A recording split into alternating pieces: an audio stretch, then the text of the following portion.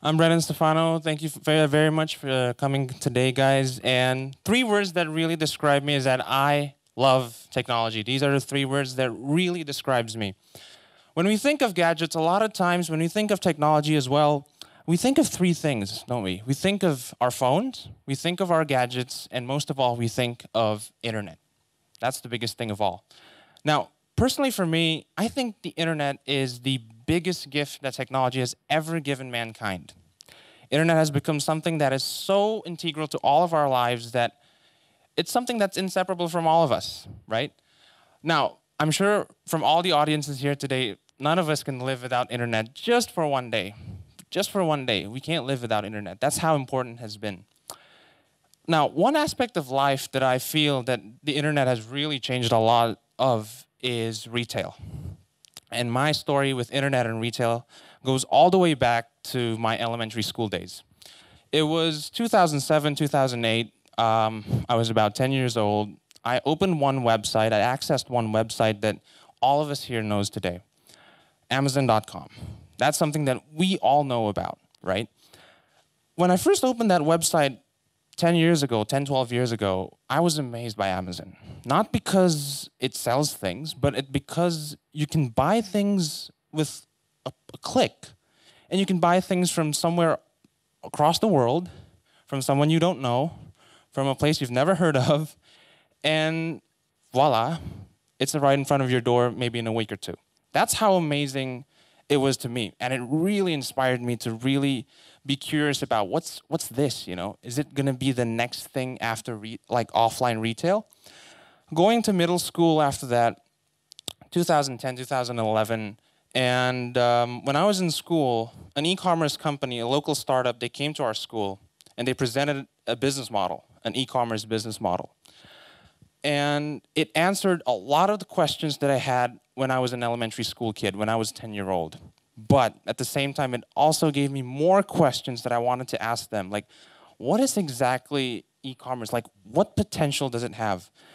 But one word from the speaker that came that day that lingered in my mind for a long time, even till today, was e-commerce is not the end. There's something else, and there will be something else beyond e-commerce. That question was stuck in my mind until 2016, when I've already entered university.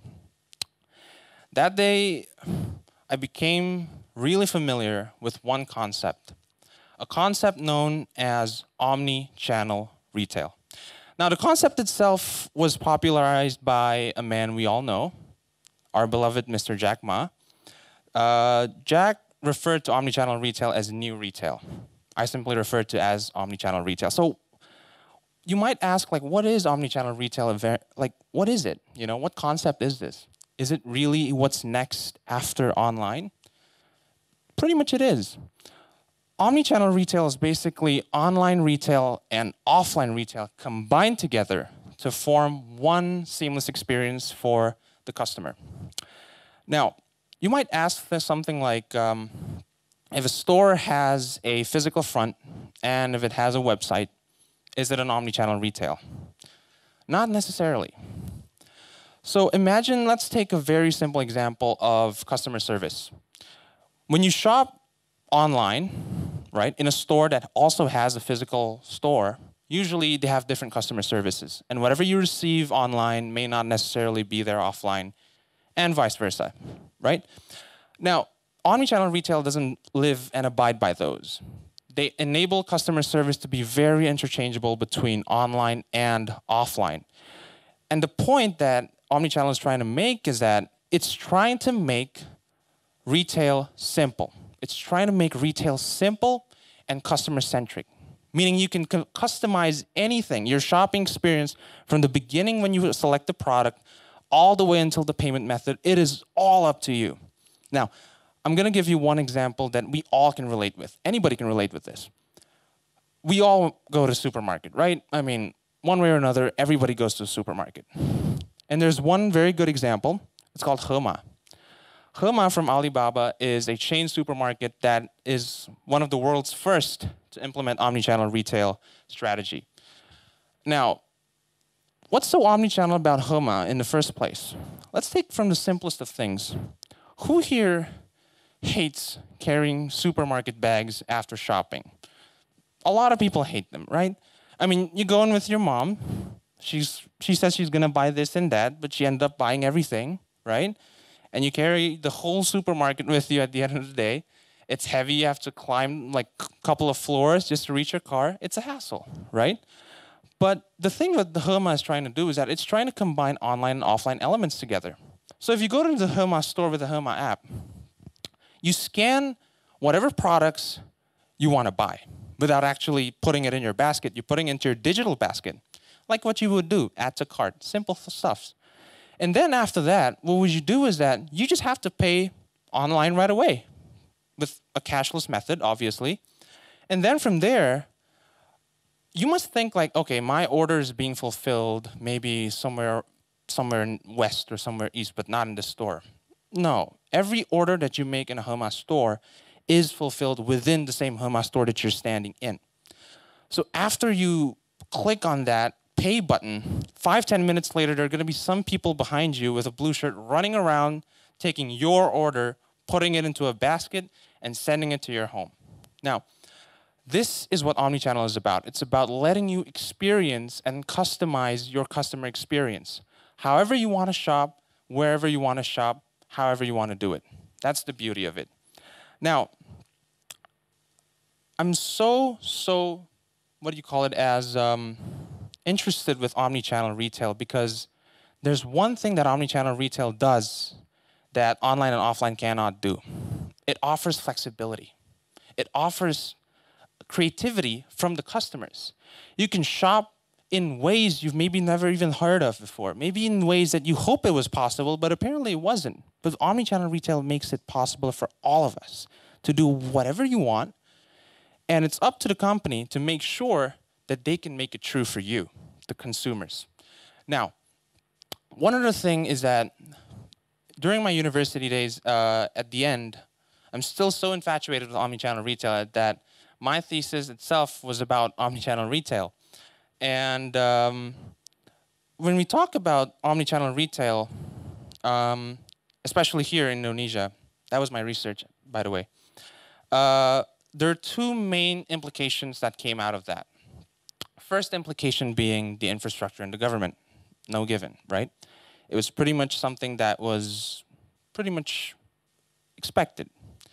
But the other thing that was a bit more interesting to me was consumer preparation, the readiness of our consumers, basically speaking. Now, when we're talking about the readiness of our consumers, I must say that Indonesian consumers are very unique. We're very unique.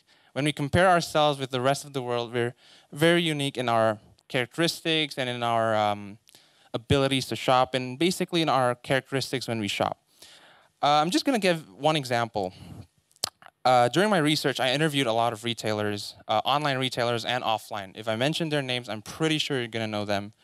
The first one, he told me a story about this customer. She purchased an item, just like usual, online, and then she complained. Well, the retailer asked, well, your item arrived on time, and it was not broken. It was not in any ways like faulty or anything of those sorts, so what's the complaint about? The product arrived too early for her. So she was promised a 2-day delivery. It arrived in 1 day. And she complained because she wasn't home that day. And her neighbor had to pay for her product because it was cash on delivery. And then she complained because now I have to lend money to my neighbors and stuff. And that becomes a legit complaint. I've never heard of anything like that. The whole office literally laughed about it, but apparently it's a real case. So from those stories, and that's just one, by the way, that's just one of the hundreds of stories that I've heard during my interviews.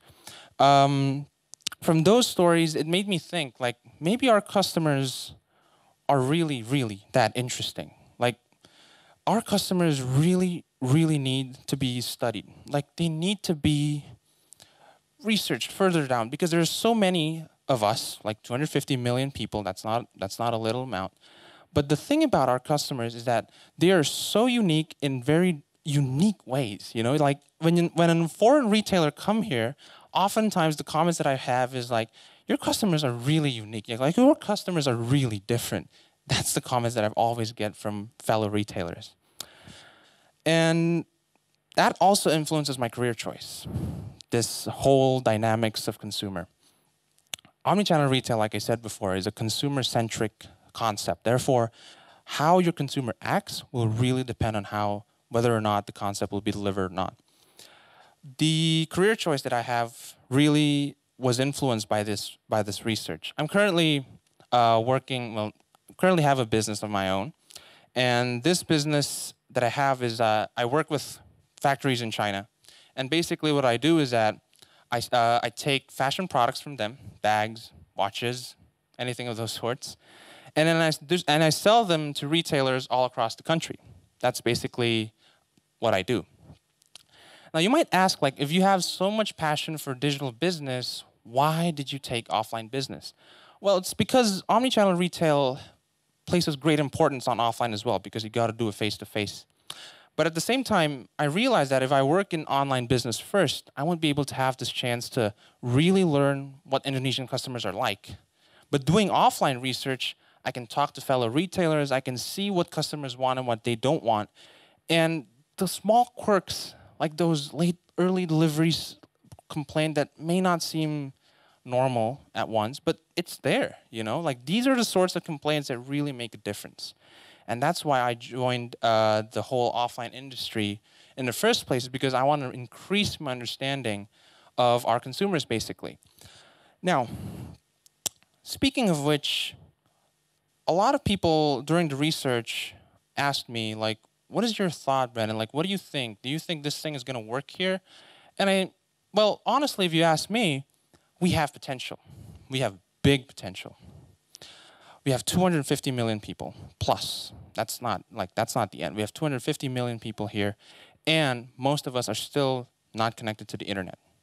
There's still so many untapped sources of potential that is still untouched until now. And that's the reason why I think we have a high potential to succeed. But the thing is that it needs time. It needs a lot of time. First, because the infrastructure and the government, the regulations that are in place, the technology that will allow us to launch the service, and myriads of other things as well. Now, I believe that when omnichannel retail is successfully implemented in a country, China will be one of the biggest examples of them all.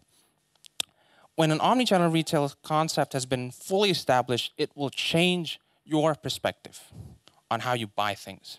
And I'm not even joking. It's going to be life-changing. It really is going to be life-changing for all of us, literally.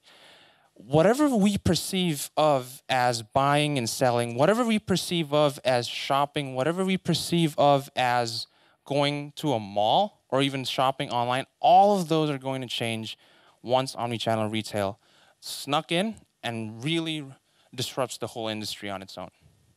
That's how important omnichannel retail, that's how substantial omnichannel retail can be. For the future, personally, I hope that one day myself I can establish something like that, of that scale here.